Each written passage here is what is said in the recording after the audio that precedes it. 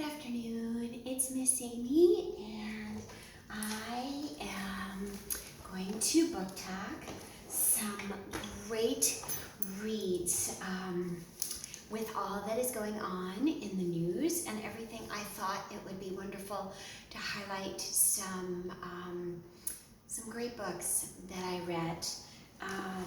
So I'm going to start with this one. This is called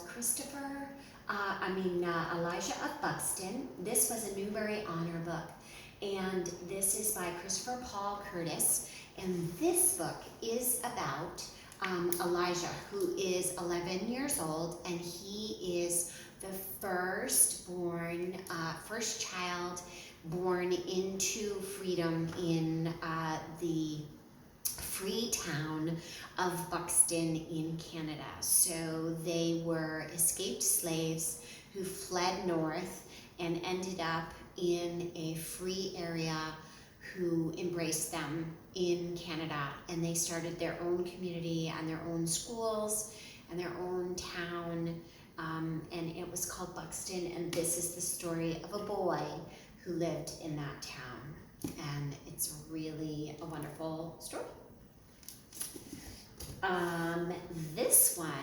This one had me in tears.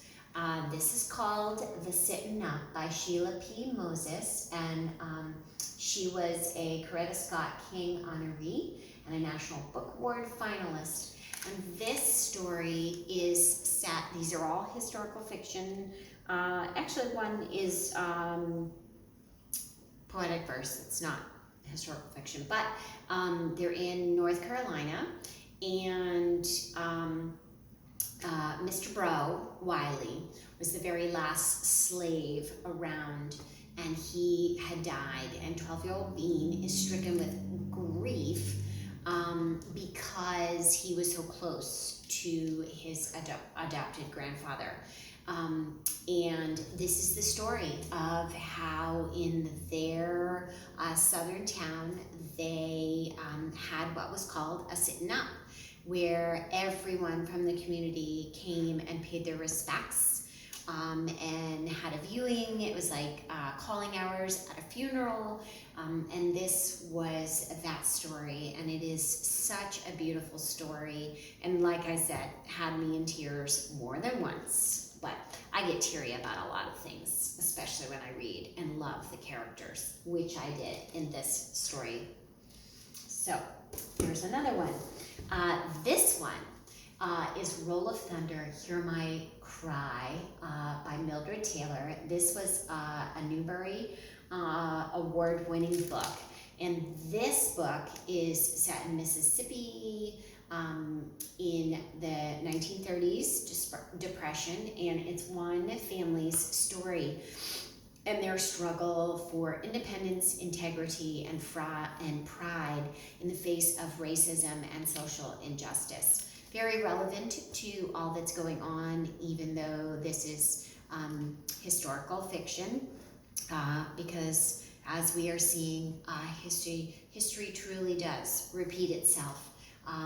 This is a classic story and has been around a long time, and I loved it.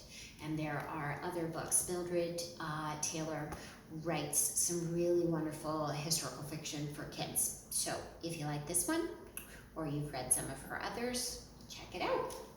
And the last one is more of a teen book, but you know, a teen today.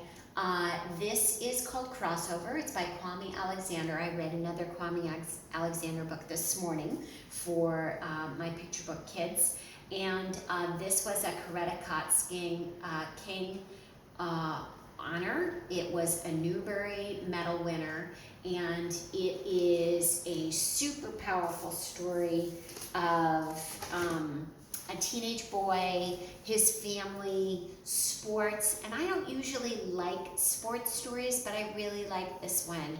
The struggles of being a teenager, falling in love, girls, drama, all that kind of thing, and it's written in poetic verse and is a really quick read, but a really powerful story. I loved it. harsh, real life. So I hope you enjoy those stories. I'm going to put them all up like this so that you can see them, and I hope you'll check one of these out or some of our other stories. Hugs to you all. Miss Amy.